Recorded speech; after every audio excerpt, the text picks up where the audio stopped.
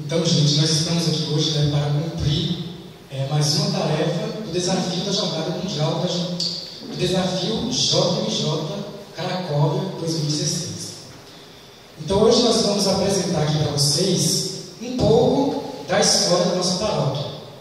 Claro que não é toda a história, né? É apenas um resumo da história da nossa paróquia. Vamos começar com Eva. Ela vai fazer a introdução da fundação da paróquia, quando ainda não era paróquia, no caso. Depois já eu venho falando das construções da capela da zona urbana da cidade. Não podemos falar da zona rural porque são mais de 50 comunidades. Passaremos aqui a noite toda falando de todas as comunidades. Então vamos falar das construções da zona urbana. Depois eu volto falando sobre os padres que passaram pela nossa paróquia. Então são mais de 13 padres, se não me engano, 13, 14 padres que passaram por nossa paróquia.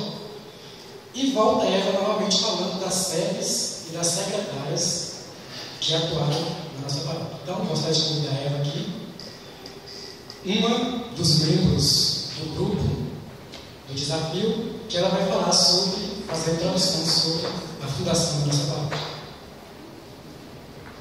Uma boa noite a todos. Com muita alegria estou para mais esse desafio e agradeço a presença de vocês por estar aqui nessa noite com a gente.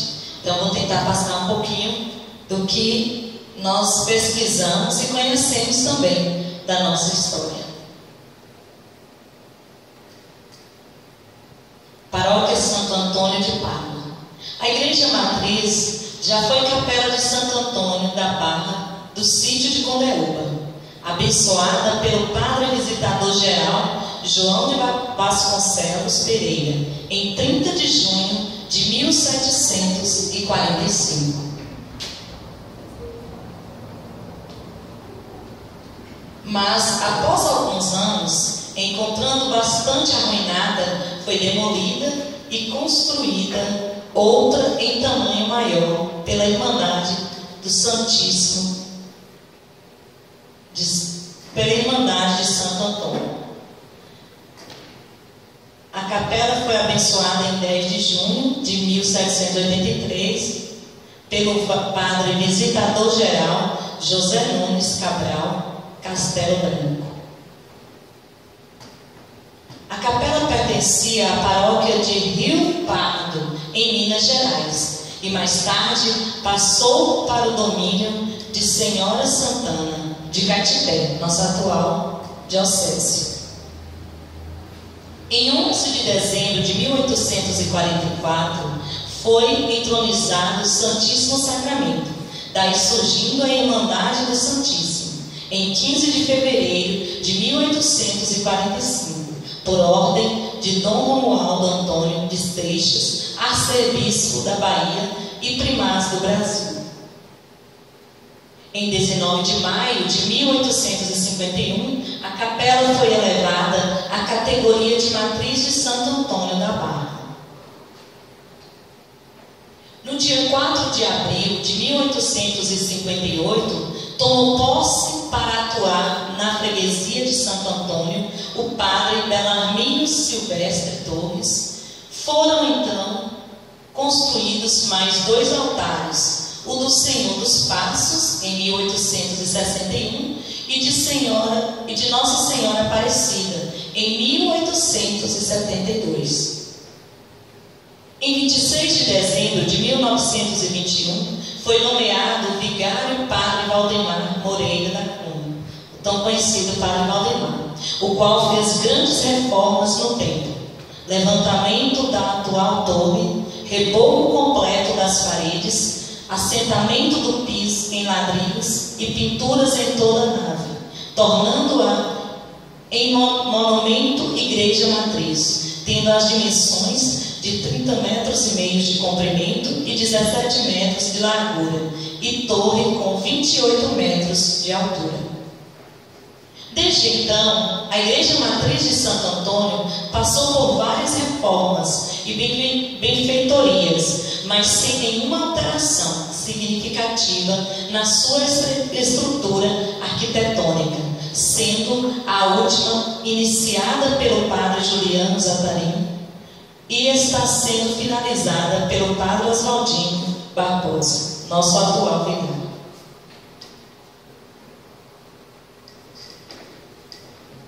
E nesse momento, a Deildo vai dar continuidade à apresentação da nossa história. Jairo, perdão.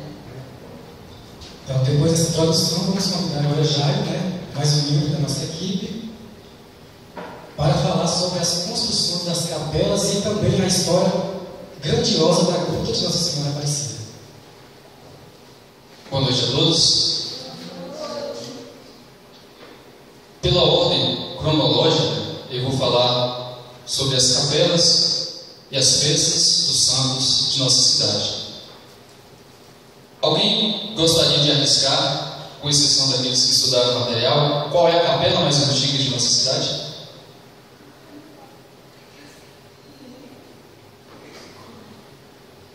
A capela mais antiga? Muito bem, a Capela de São João. A Capela de São João Batista, ela foi construída em 1854, portanto, ela é mais velha do que a nossa diocese. Pelo alferes João Ferreira de Souza, sob os cuidados do padre Antônio Maria de Jesus, homem muito religioso. O alferes também doou as imagens, das quais hoje resta somente a imagem de São João Batista. Algo interessante na capela de São João Batista, que a gente pode ver nesse slide, é o altar. O altar, ele, por ser a segunda capela, com exceção da igreja matriz, é a capela mais velha da cidade, ela segue, como a igreja matriz, o estilo barroco em seu altar. Muitas vezes a gente passa por ela sem perceber isso, sem perceber a grandiosidade desse altar que segue o mesmo estilo da nossa matriz, que é toda construída no estilo barroco. Outra curiosidade da nossa capela, ela é a única da cidade que possui um cruzeiro na sua frente. Era um costume antigo que tinha. Isso, era um costume antigo que tinha. E outra curiosidade, dentro desse costume antigo, que era de se colocar um cruzeiro na frente, a Capela de São João, o cruzeiro da Capela de São João em especial, o primeiro cruzeiro ele possuía um galo no seu ápice. Procurei aprofundar um pouquinho mais no material que foi dado, não encontrei um motivo pelo qual tinha esse galo no ápice da capela, do cruzeiro. Mais tarde foram substituídos, foram colocados vários cruzeiros, e o último ele foi colocado pela família do seu arrendinho.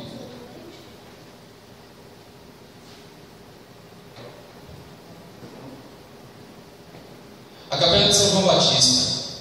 Atualmente, por volta do dia 1º do mês de junho, celebra-se a festa da referida capela, a festa em homenagem à natividade de São João Batista, precursor de Cristo. É o único santo na nossa cidade que a gente não comemora na data do dia do santo, que seria dia 24. A gente comemora após essa data por conta das festas juninas, inclusive da festa do nosso padroeiro. Então foi escolhido pela comunidade, geralmente no dia 1º de julho, comemorada a festa de São João. A segunda capela, ela é a Capela de Bom Jesus. Ela foi construída por conta da grande devoção que Condeúba e região tem pelo Bom Jesus da Lapa. Então, por conta dessa devoção e aproveitando a visita do bispo diocesano que aconteceu em julho de 1945, o então bispo diocesano era Dom Jurvêncio, realizando uma missão em Condeúba, foi quando o senhor Jesuíno Panda Ferreira, que era morador do bairro do Bom Jesus, manifestou o seu desejo de trazer para a cidade de Condeúba uma imagem de Bom Jesus da Lapa. Surgiu assim a ideia de construir a Capela de Bom Jesus. Os festejos do glorioso Bom Jesus tiveram início no dia 6 de agosto de 1947. Ainda hoje continuam a fazer parte do calendário paroquial, e essa data ela é inclusive feriado municipal. A imagem do Bom Jesus foi dada não pelo senhor Jesuíno Panta Ferreira. Ela foi doada, essa atual imagem, ela foi doada pelo segundo terceiro, que foi o senhor Manuel Gonçalves de Aguiar. A terceira, pela ordem cronológica, a terceira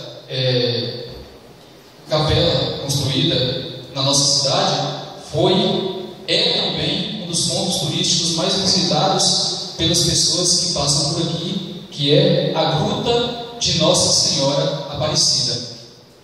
Uma curiosidade sobre a Gruta de Nossa Senhora Aparecida foi que essa construção ela se deu por conta de um desafio vencido pela paróquia. Esse desafio ele foi proposto pelo Clube dos Sócios da Rádio Aparecida, lançando esse desafio a todos os municípios brasileiros. Em cada estado, a paróquia vencedora em número de sócios receberia uma imagem de Nossa Senhora Aparecida, entregue pelo padre Victor Coelho de Almeida ou por um de seus representantes, acompanhados dos artistas musicais da Rádio Aparecida. Naquela época, o representante dos clubes dos sócios da Rádio Aparecida em Condeúba era o padre Homero Leite Meira. Em virtude do seu trabalho e dedicação, foi declarada vencedora pelo padre Vitor a paróquia de Santo Antônio. A data escolhida para a chegada da imagem foi o dia 13 de junho de 1972, dia em que se comemorava a festa em louvor a Santo Antônio, que é o padroeiro da nossa cidade. Assim pensou o padre Homero. Ao recebermos a imagem e colocarmos em uma capela ou matriz, não terá uma boa divulgação. Vamos construir uma gruta. Além de tudo isso, não sei se vocês se recordam, o padre Homero ele tinha uma grande devoção por Nossa Senhora Aparecida. E por essa devoção imensa que ele tinha, ele queria que esse receber da mãe não passasse por uma coisa qualquer. Ele queria algo grandioso para receber a mãe. Então, por conta disso, ele resolveu construir essa capela. Assim, o padre Homero decidiu construir a gruta, convidando o senhor Anfilófilo Antônio de Souza para trabalhar com ele. Anfilófilo é o senhor Filó. O senhor Filó ele é encarregado da construção, inclusive da planta. Muitos trabalharam na construção. Naquela época, a nossa cidade ela era desprovida de muitos recursos. Então, muitos entraram com carro de boi, outros entraram com as pedras, outros entraram com areia, outros entraram com mão de obra. E o próprio Dom Homero entrou com aquilo que era mais difícil de se encontrar, que era o cimento e os ferros para a construção. O grande dia da festa, o grande dia em frente à gruta, mais ou menos 8 horas da manhã, ali se encontrava o padre Homero, Frei Isaías, que é um italiano, Dom Luciano, Dom Climélio, bispo de Vitória da Conquista, e o padre João Manuel Gardenal, e cerca de 10.000 pessoas à espera da imagem de Nossa Senhora Aparecida. 10.000 pessoas. Imagine a devoção a Nossa Senhora naquela época. Nós trouxemos e tivemos a oportunidade de ver aqui grandes artistas passando por Condeúba, e mesmo esses artistas de renome, com CDs gravados, não chegaram às 10.000 pessoas. Lembrando que hoje Condeúba tem uma população bem superior à população daquela época. Então, para a gente ver o quanto éramos devotos à nossa Mãe Aparecida.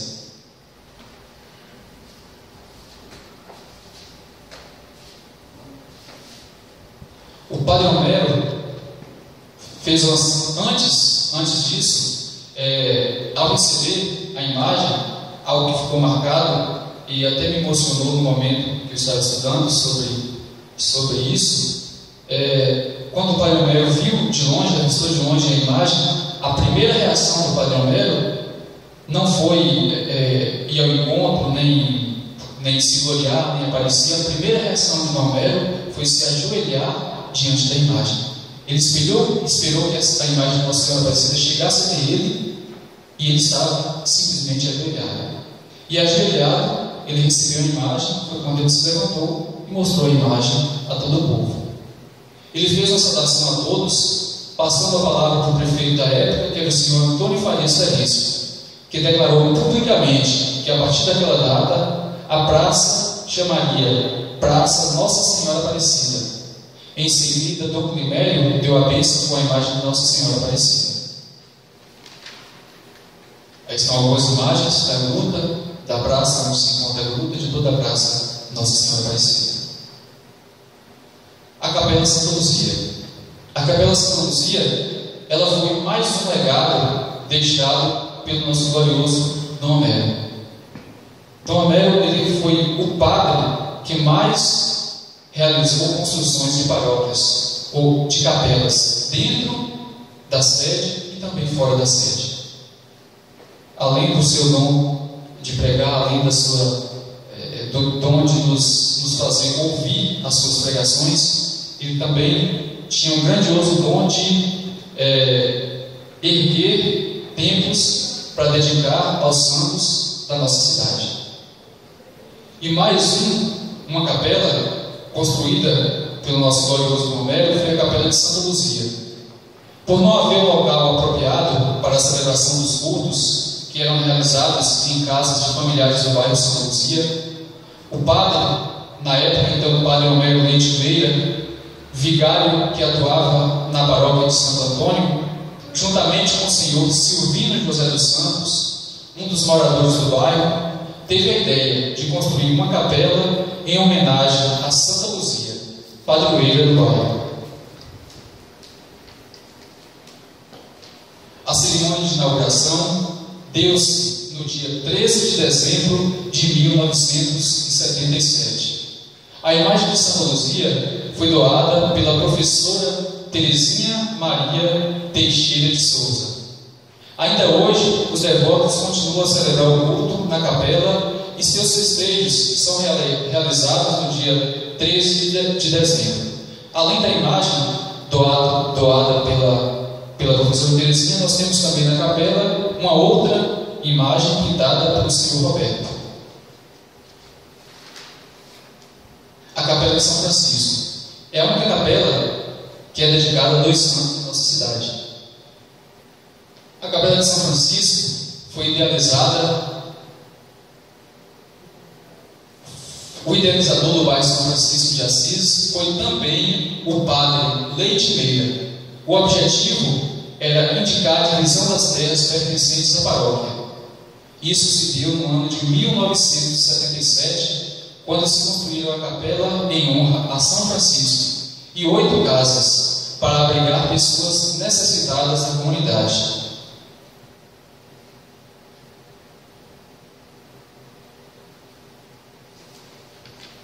A capela mais nova de nossa cidade é a Capela do Divino Espírito Santo.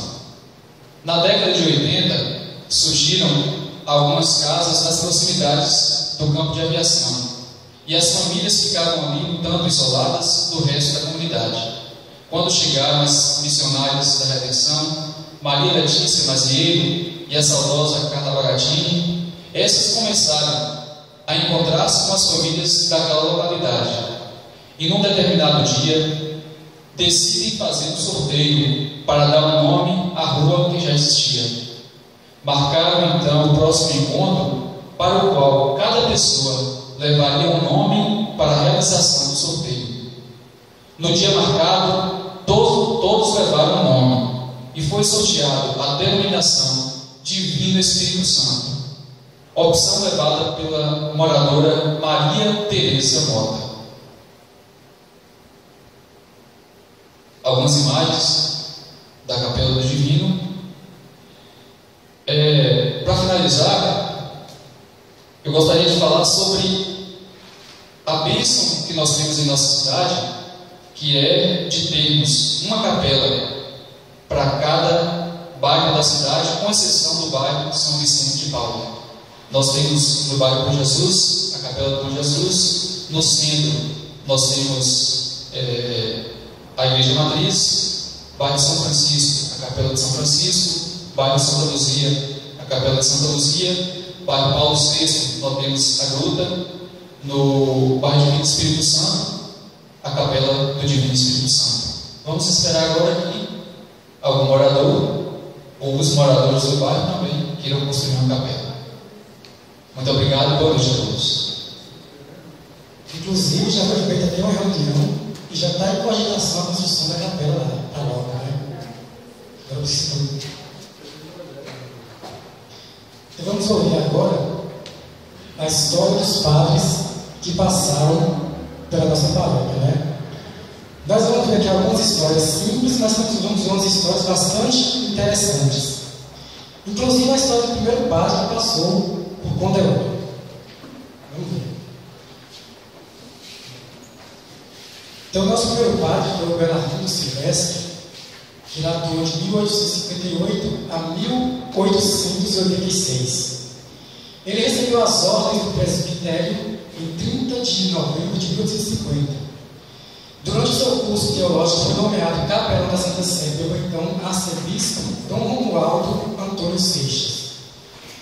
E em 25 de dezembro de 57, foi nomeado vigário da freguesia de Santo Antônio da Barra e tomou posse em 5 de abril de 58. Freguesia porque nessa época ainda não era uma cidade, né? A nossa emancipação aconteceu bem depois. Então, por isso era a freguesia de Santo Antônio da Barra. Em 1865, durante a Guerra do Paraguai, essa história é bem interessante, ele prestou bons serviços, já concorrendo na sua freguesia para organizar e dar contingentes aos batalhões patrióticos, já se oferecendo para seguir como capelão voluntário, oferecendo-se como presidente da oferecimento que o presidente da província recusara a aceitar. Eu não sei aqui de Condeúdo se algum morador chegou a participar da Guerra do Paraguai, mas se dependesse desse padre, teria aceitado um batalhão para participar da Guerra do Paraguai. Inclusive, ele iria junto, né? Pelo que a gente vê na história dele. Assim. Ele era irmão de diversas confratarias religiosas. O vigário Bernardino Silvestre Torres era também sócio fundador do Instituto Geográfico Histórico da Bahia, por cuja prosperidade se interessava e ao qual fazia várias visitas, várias ofertas de objetos que enriquecessem as suas coleções. E faleceu em 7 de agosto do ano de 1896, aqui na cidade de Condeúdo. Volta um pouquinho, vou falar mais algumas curiosidades sobre ele. Né?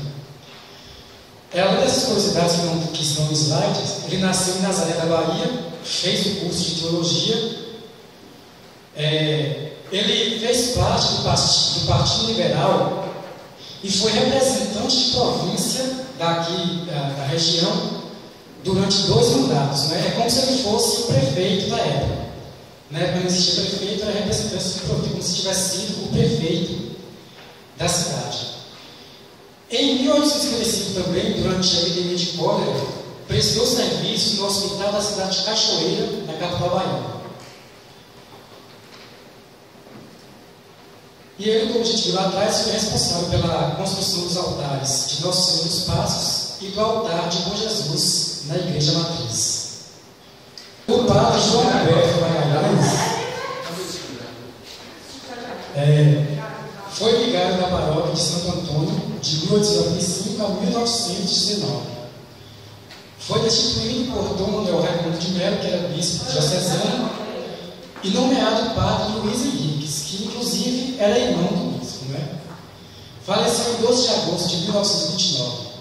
O cônego João Alberto de Magalhães está sepultado em frente ao altar do Nosso Senhor dos Passos, na Igreja Matriz, onde existem vários túmulos, como a gente já é de conhecimento de nós, né? O Alberto sabia. Na nossa igreja existem vários túmulos na igreja. Então, nós não conseguimos muita coisa sobre João Alberto nos arquivos. Vamos partir para o próximo passo. Que bagunça, essa aí já. Volta aí já.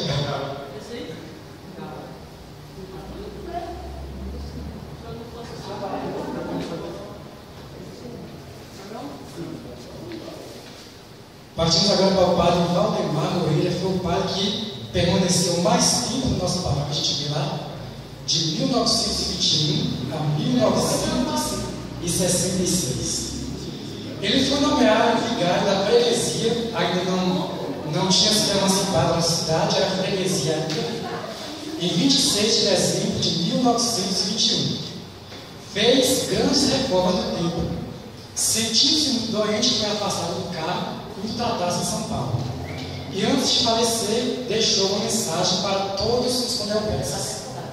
Faleceu no dia 13 de fevereiro de 1961 em São Paulo, tendo sido sepultado no cemitério da Consolação, e logo após seus restos mortais foram translados para o cemitério do Morumbi, também em São Paulo. Transladados. Então, falando a respeito da reforma que fez na paróquia, ainda antes da época dele, era apenas uma capela ainda, né? Ele que realizou toda a construção, a ampliação, a construção da torre e fez a igreja grandiosa como nós conhecemos hoje. De quando ele fez aquela reforma até hoje, a igreja permanece do mesmo jeito. O próximo padre, né, o Inácio Aquino Winchester, então, por causa de falar que era bonito, ele já morreu, já era padre, já morreu, né? Ficou apenas um ano na nossa paróquia, de 1966 a 1967. Padre Aquino é sempre lembrado pela imposição de exigências em manter a ordem e o silêncio. Exigia também que qualquer pessoa que passasse em frente ao Santíssimo Sacramento fizesse a genuflexão. Esse hábito foi adquirido por muitos devido à cobrança constante do padre, né? Hábitos que nós realizamos até hoje. Conquistou muitos fiéis com seus sermões e era admirado por seu holandês e dominar tão bem a língua portuguesa, e era considerado, portanto, um ótimo orador, sensibilizando a todos os presentes no sermão das 7 palavras. Era uma pessoa muito preocupada com a pobreza, era amigo das crianças e sempre pronto para ministrar catecismos que eram realizados na própria igreja. Um fato que ficou presente na memória de muitos condelbenses foi durante a realização dos festejos de Bom Jesus, quando ele realizou uma proeza que foi por demais sentado. Ele instalou na capela de Bom Jesus durante o leilão, durante o dia da festa de Bom Jesus, 6 de agosto, né? Um sino, e convidou os cidadãos condelbenses a badalar, estipulando o valor de 1 cruzeiro por badalada. E dessa forma conseguiu uma boa quantia com a qual comprou um harmônio para a paróquia, o qual existe até hoje, embora se use atualmente. O harmônio é um órgão, né? Um instrumento com teclas de piano, mas que faz um som harmônico, um som constante, né? E hoje nós não temos quem saiba tocar esse harmônio. Está na encostada da igreja, não tem esse harmônio. Bila? Mas Bila não mora aqui mais, né? O pessoal que tocava harmônio já não mora mais aqui em Condeúba. Deixa eu ver se tem alguma cidade sobre Bila. Não. Deixa eu falar algumas curiosidades sobre ele aqui ainda, não é? Né? Ele também fez uma pequena reforma na igreja. Na época que ele entrou como pároco, o presbitério era quase ao nível do piso da Assembleia. Então ele suspendeu esse presbitério, tem aproximadamente 1 metro, né, de altura, 1 metro e pouco de altura. Como ele valorizava demais o altar, suspendendo o presbitério, valorizou ainda mais o altar. Ele atuou também na Irmandade, estava presente sempre nas reuniões da Irmandade, e inclusive ele atualizou o Estatuto da Irmandade, que é o mesmo Estatuto que a Irmandade utiliza hoje. Ele também tinha alguns hábitos, alguns certos ruins que as pessoas tinham, né, da igreja, principalmente durante a celebração da Semana Santa. Vamos lá, os hábitos que as pessoas tinham. Tirou o hábito de comer farofa na igreja durante a celebração da Sexta-feira Santa, né? E assim foi demais. O hábito de comer farofa. Contar casos em voz alta. As pessoas ficavam lá fora, na porta da igreja, contando casos, e ele logo tirou esses hábitos. O hábito de dormir nos bancos da igreja durante a Sexta-feira e a Quinta-feira Santa, que era muito comum. Além disso, durante as celebrações, se ele percebesse que tinha algum casal de namorado na frente da igreja, não entrasse na celebração, antes de iniciar, ele ia lá e botava os casais para entrar na igreja. Inclusive, eu já vi o Padre Valdinho fazer isso algumas vezes, aqui na paróquia, na zona rural. Né? É um ato bom, né? A frente da igreja não é lugar de namorado. E uma das construções que ele fez foi a construção de um abrigo para acolher idosos. Algumas pessoas conhecidas passaram por lá, como as pessoas mais próximas devem conhecer, como Dona Domitila, John Miller, Francisca, Paulo. Né? Então essa é a história do Padre Inácio. Vamos ao grandioso Dom Melo, já vimos lá atrás falar muito dele nas construções, né? Ficou 10 anos, de 1968 a 1978. Ele nasceu em Brumado no dia 2 de dezembro de 1931, cursou o seminário em Salvador, ordenou-se padre em São Miguel das Matas no dia 8 de dezembro de 55. Antes de ser pároco em Mundaúba, foi pároco em Quiatã, trabalhou no seminário menor em Catité e foi pároco também em Urandi.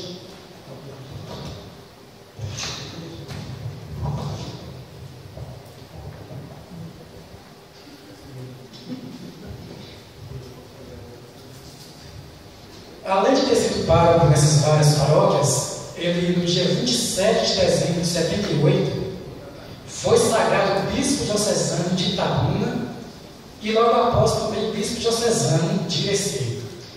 Ele ficou conhecido em nossa paróquia pela criação do bairro São Francisco, pela construção de algumas capelas, podemos dizer várias, né? Não só algumas. A gruta de Nossa Senhora Aparecida, que já ouvimos a história anteriormente.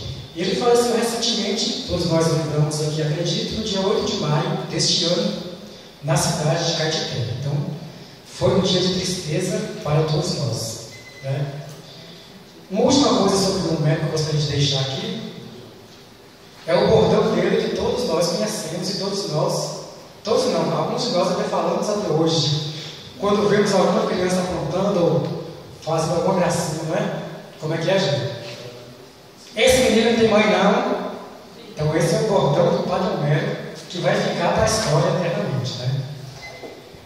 Então, sucedeu o Padre Homero, durante pouco tempo, o Padre Ademar Cardoso. Ele ficou de 1979 a 1982. Nasceu em 1º de agosto de 1931, em Gaporã, cursou o seminário em Salvador e foi ordenado padre dia 21 de julho de 57.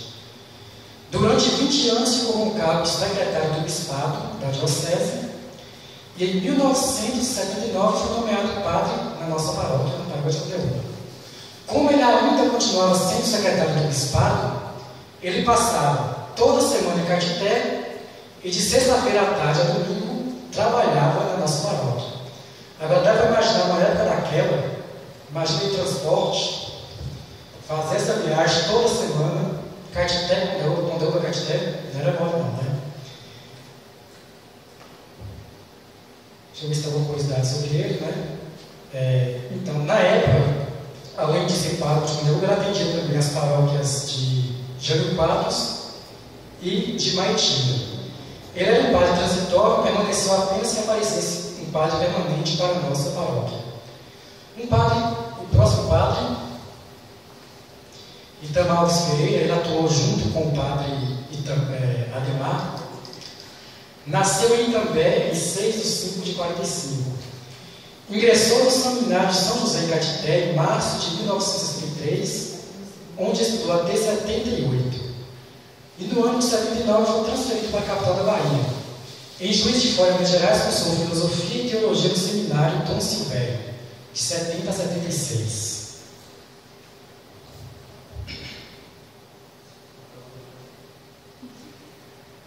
Terminando seus estudos eclesiásticos, fez uma experiência de vida fora do seminário na cidade de Gaporã, lecionando no colégio local e, ao mesmo tempo, assumiu o fundo rural. O fundo rural era a previdência, era o INSS antigo, né?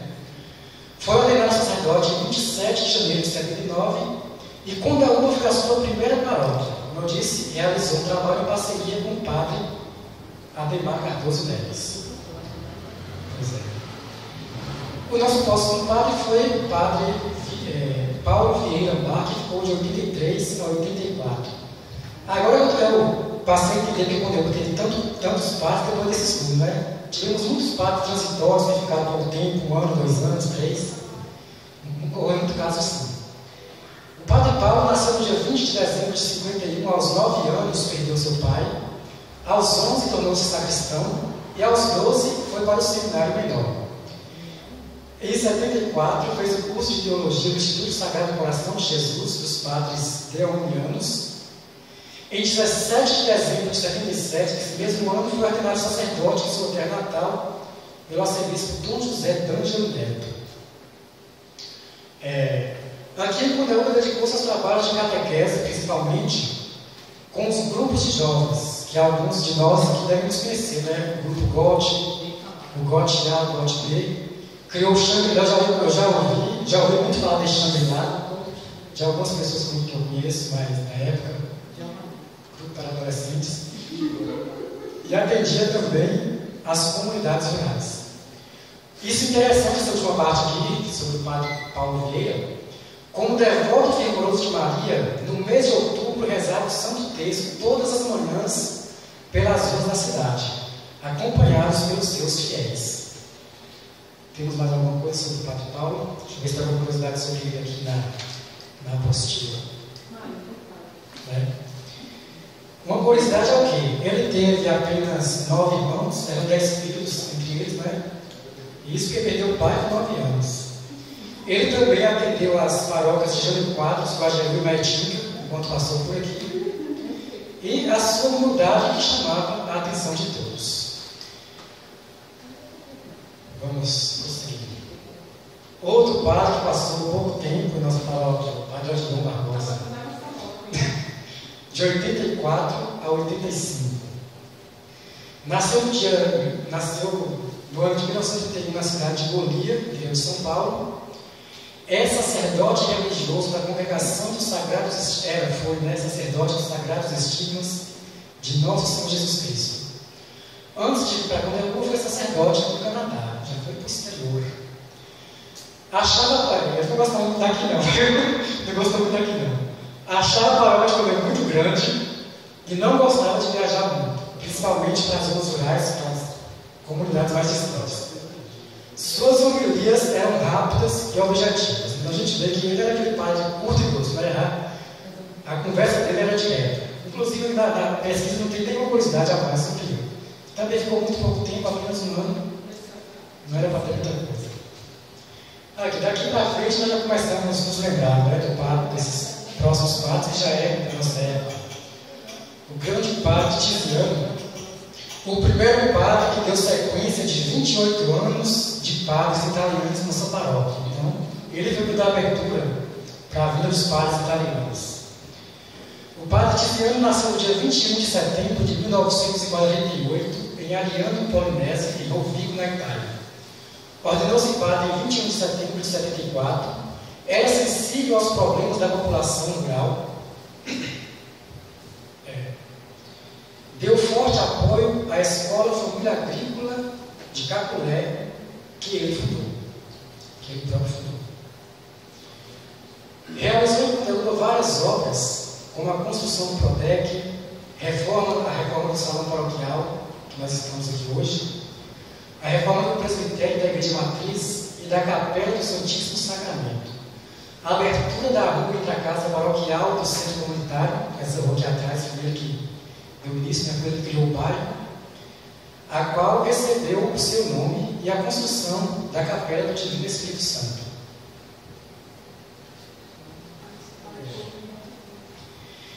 Realizou em Cunhaúba várias obras. Isso eu já falei. Agora eu falo de novo. Deixa eu ver alguma curiosidade sobre ele aqui. Também, além de trabalhar em Cunhaúba, ele trabalhou alguns anos em Iguiaçucê e em Rio de Antônio. Quando ele foi para o Cunhaúba, ele também ajudou em Guajeru, foi para o de Guajeru também. Conquistou a simpatia do povo pela sua simplicidade de dedicação. Ele, inclusive, foi responsável pelos projetos de construção das cisternas nas zonas rurais. Muitas das cisternas que nós vemos nas zonas rurais hoje foi projetos dele com dinheiro vindo da Itália. Inclusive o Prodec hoje também é mantido em sua grande parte por dinheiro vindo da Itália, organizado por ele na época. Ele foi que iniciou a formação para catequistas, animadores e ministros extraordinários da comunhão. E ele começou também a fazer formações sobre a importância do dízimo. Falando do salão, eu falei sobre o padre que construiu esse salão. Esse salão foi construído em 1977. Qual foi o padre da época, você lembra? Não falei do salão. Em 77. Foi o padre Tamar, né? Padre Mero. Mais uma vez, também nós estamos colocando nas construções pessoais das capelas. Foi Dom Mero que construiu esse salão que nós estamos aqui hoje, né? E o padre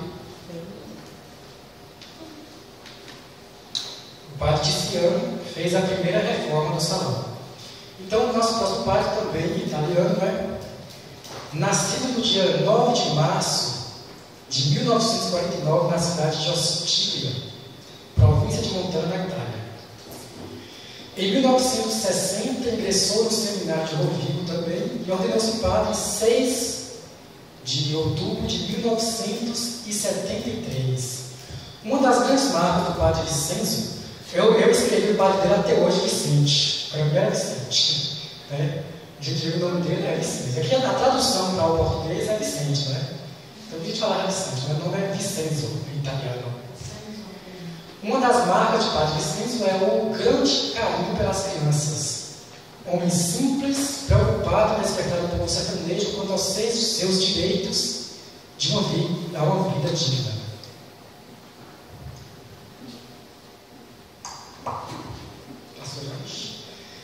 Desde o dia que chegou, além de realizar o seu trabalho de evangelização, o padre Vicente coordenou importantes trabalhos sociais em nossa comunidade. Inúmeras são as obras realizadas na paróquia de Santo Antônio sob a sua coordenação, dentre elas qual? A reforma da quadra paroquial, a quadra poliesportiva da paróquia, a reforma da capela do Bom Jesus, a construção do Centro de Formação Pablo Rodrigues, da Divino Espírito Santo, e a sede da Pastoral da Criança. Né? Na época dele foi a época que o bairro Divino Espírito Santo começou a crescer, estava já com uma população bastante religiosa. Então a gente pode chamar aquilo tudo que ele fez de um complexo. Né? Lá nós temos o espaço para a Pastoral da Criança, temos a capela, temos o espaço para a catequese e temos esse salão, o salão Pablo Rodrigues e o salão Carla Bagatinho, que levou o nome de uma freira que atuou em nossa cidade. Alguma curiosidade sobre ele? Também ele atuou aqui em Codeúma e atuou também em Guajeru. Então a gente vê que Guajeru, depois de toda a vida passando, ficou bastante tempo sem pago. Inclusive foi ele que realizou a construção da igreja de Guajeru. Né? Isso. Isso. Agora já chegando mais perto de nós, chegamos aqui ao Padre Juliano Zatarino. Aqui é que nós temos mais informações, é sobre ele, né? Que é mais recente. O Padre Juliano Zatarino nasceu em 5 de julho de 1947 na cidade de Sossano, na Itália. Foi ordenado padre em 14 de agosto de 1971 e tomou posse como padre em nossa paróquia no dia 10 de junho de 2005.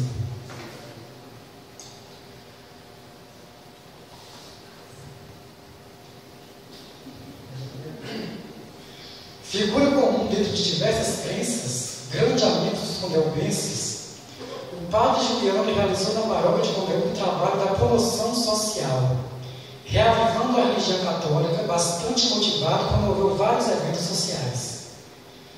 O padre Juliano foi idealizador de várias atividades voltadas para a valorização também do meio ambiente.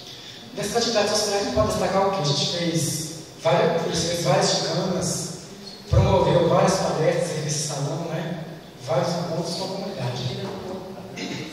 Aqui, dentre esses incentivos em relação ao meio ambiente, podemos destacar o quê? As subidas do Morro da Feirinha, no qual eu fui 3 vezes, nesse foi, né? As caminhadas da paz pelas estradas do sertão, eu participei de poucas, mas ele fez várias caminhadas pelas estradas das zonas rurais.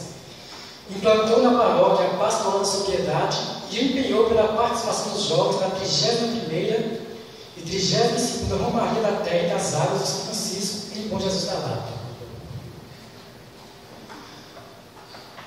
O Padre Juliano iniciou importantes atividades de caráter formativo, como a implantação de cursos de formação social e política, de filosofia, de teologia, de história e de fé e política.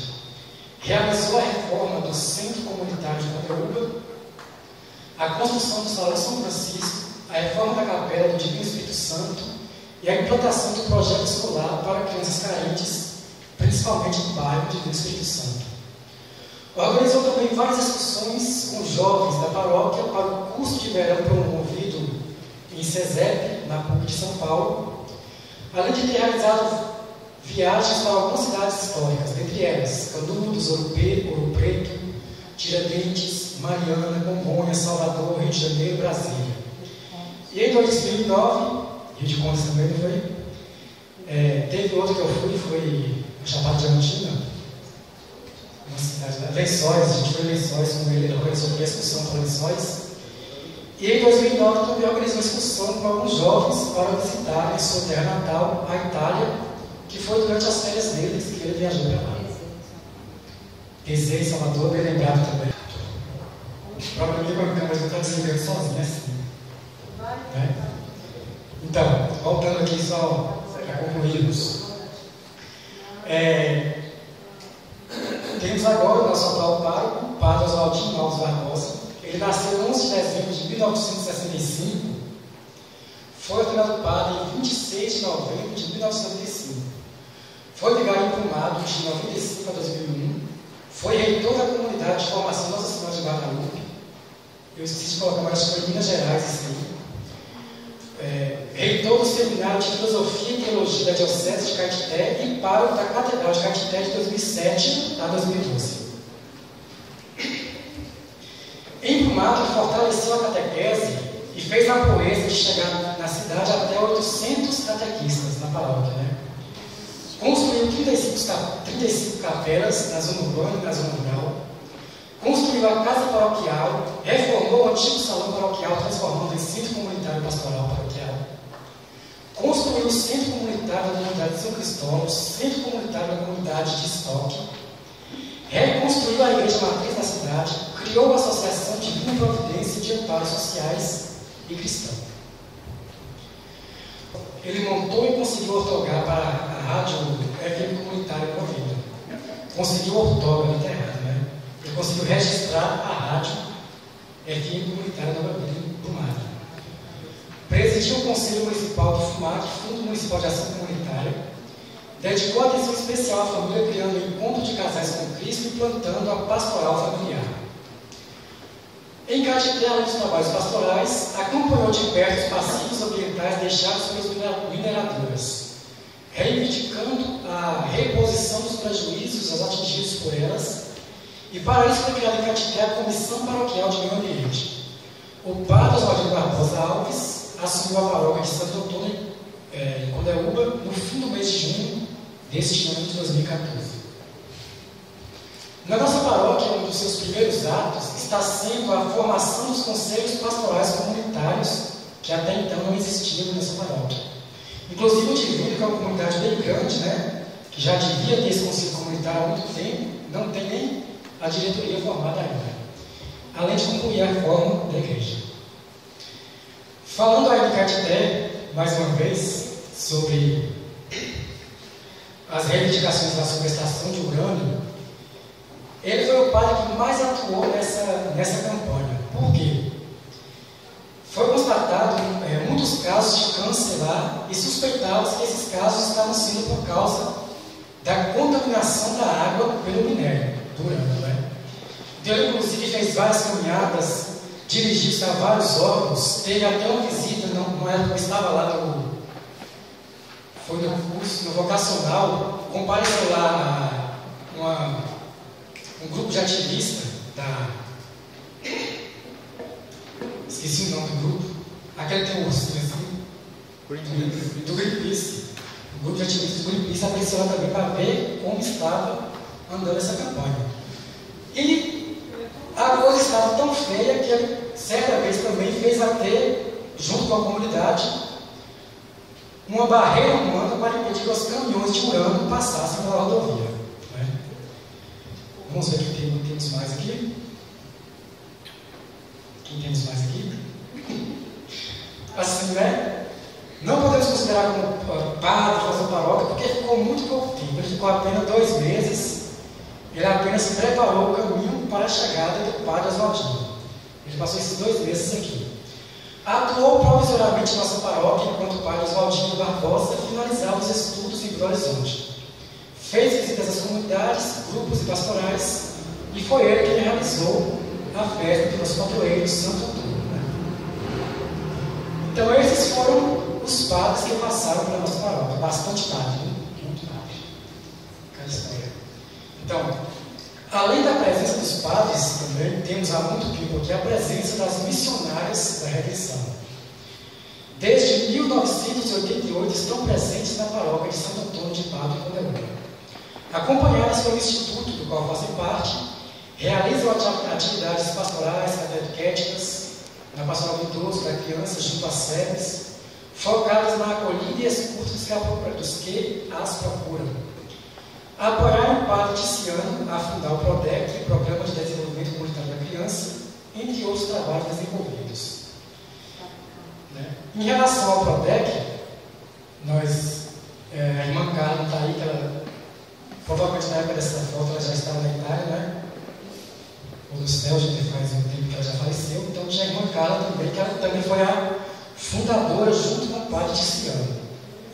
A irmã Letícia também foi da época, essas outras irmãs vieram depois. Não conheço qual é. Isso é roupa de estar na frente da comunhão, menina. Inclusive, em relação ao PRODEC, como o PRODEC ainda hoje, né? A maioria do financiamento do PRODEC é realizado por uma instituição da Itália, que são de padrinhos das crianças do PRODEC. Então, são as missionárias de redenção que fazem essa intermediação entre o Brasil e a Itália para que possamos receber os recursos. Mas alguma coisa? Isso. Para me secar a garganta agora um pouquinho, vamos chamar ela para falar das secretárias que passaram por nossa paróquia, não é? Dando continuidade. Nós vamos falar agora de pessoas de Condeúba. A primeira secretária, Elisete Maria de Souza. O período de trabalho foi de 1957 com o padre Valdemar a 1958. Trabalhava fazendo serviços voluntários em sua própria casa, pois não tinha secretaria paroquial. Servia a paróquia no que fosse necessário. Então, Dona Elisete, né, conhecida aqui, participa sempre das missas. Essa senhora, ela trabalhava, não tinha um salário como secretária, fazia trabalho voluntário. Logo em seguida, Terezinha Batista dos Santos, que trabalhou de 1957 a 1978. Era a secretária da paróquia desse período. Depois, em seguida, Vanderlei Fernandes da Silva, conhecido como Preto. Ele nasceu dia 25/8/61. O período de trabalho foi de 1981 a 1982, foi o segundo secretário da paróquia. Depois, em seguida, Ana Fernandes da Silva, que nasceu dia 20/3/1936, e o período de trabalho foi de 1983 a março de 1997. Ana Fernandes da Silva, a data de nascimento. Acho que aqui houve a confusão na questão da foto, né? Mas em seguida foi Ana Fernandes da Silva, que é a mãe de Wanda de Gilberto, que nós conhecemos. Dona Ana, a data de nascimento foi 20/3/1936. Ela trabalhou de 1983 a março de 1997. Então, depois teve antes de Lourdes, que foi Vanusa trabalhou. Vanusa foi quando a gente viu aquelas fotos. Vanusa tem o nome dela completo aqui, só um instante. Acho que também não tem o nome dela no material, mas foi conhecida que por todos, catequista na paróquia, trabalhou. Então teve várias pessoas na família: Dona Ana, Vanderlei e Vanusa. E logo em seguida, isso, e todos sobrenome Fernandes da Silva, e que hoje participa da comunidade. E logo em seguida, Lourdes Aparecida de Souza, que nasceu 16/3/78. Ela trabalhou na paróquia como secretária de dezembro de 2000 a novembro de 2001. Também fez trabalhos pastorais na comunidade. Depois, em seguida, Ângela Maria da Cruz Santos, que nasceu em 19/9/79. E o período de trabalho foi de outubro de 2001 a fevereiro de 2004. Também realizou outros trabalhos na paróquia. E agora, nossa atual secretária, Glória Maria de Jesus, nascida em 4/8/82. O seu período de trabalho foi de 26/2/2004 até os dias atuais, que até hoje ela realiza os trabalhos na paróquia. E agora nós vamos dar sequência com os grupos, movimentos e pastorais da nossa paróquia.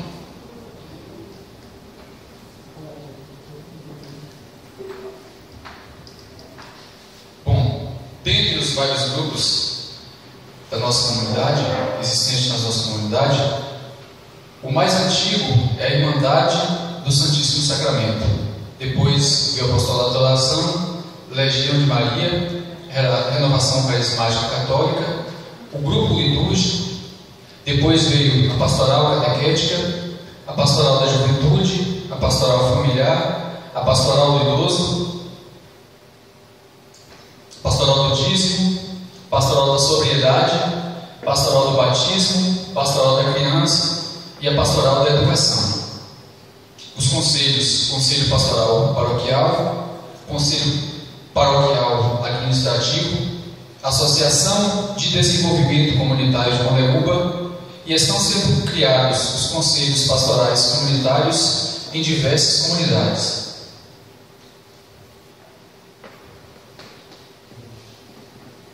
Esqueci de citar também a Legião de Maria.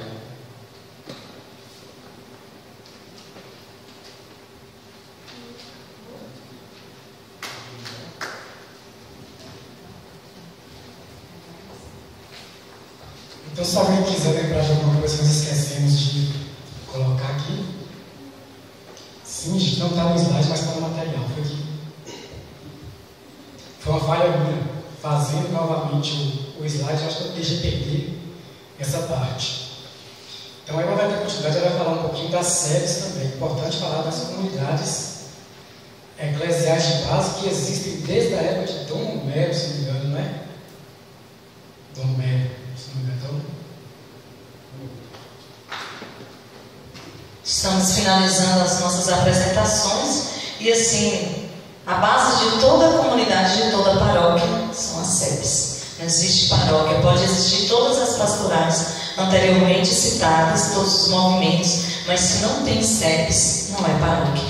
A base é a célula-mãe de uma comunidade, as sedes. Atualmente, sedes, que é comunidades eclesiais de base, em nossa paróquia estão vivas e atuantes. Iniciou em 1986, foi com o Padre Tiziano. Então, em nossa paróquia, quem deu o início foi o Padre Tiziano e as missionárias da Redenção, Carla Magatin. Então, a saudosa irmã Carla, que deu início à formação das comunidades. E Maria Letícia. Mensalmente, os animadores da comunidade se reuniam com o intuito de debater temas e assuntos significativos que contribuíam para a caminhada e comprometimento do serviço evangélico. Os assuntos estão trabalhados Então, os assuntos que trabalhavam nessas reuniões eram fundamentados em busca de soluções para as dificuldades que as pessoas têm em trabalho comunitário. Surgimento de caminhadas com as SEBs, referente à liturgia, significado e necessidade de celebrar as festas de nossa igreja. Com a dificuldade de chegar a um número maior de pessoas, o trabalho é realizado a nível zonal em nossa paróquia, facilitando maior participação. Então, as SEBs, elas dividem, começou essa divisão, os zonais, por exemplo, as comunidades mais próximas reuniam 3, 4 ou 5 comunidades para reunir naquele zonal. Temos em média hoje 50 comunidades, porém nem todas estão participando da vida paroquial. Existem aquelas que caminham de forma própria, ou seja, tem comunidades que não vêm aqui na paróquia dar sinal de vida, eles ficam lá, realizam suas atividades e não participam da programação da paróquia, como o encontro de animadores, tão chamado. Todas as sextas-feiras tem o encontro de animadores. O trabalho, o objetivo é valorizar o papel do leigo, embora muitos são as SEBs que ainda resistem em fazer seus trabalhos de forma independente e sem acompanhamento das diretrizes paroquiais. Atualmente temos como coordenação paroquial das SEBs Marli de Souza Costa, que é a coordenadora, Eliane dos Anjos, é a vice-coordenadora, Roseli Ferreira é a assessora e a vice-secretária da Diocese também. A mesma equipe trabalha com animadores mensalmente, desempenhando um momento de formação e animação. Então, toda essa equipe, uma vez por mês, reúne nesse mesmo local com todos os animadores das SEBs para apresentar os seus trabalhos e divulgação da proposta paroquial.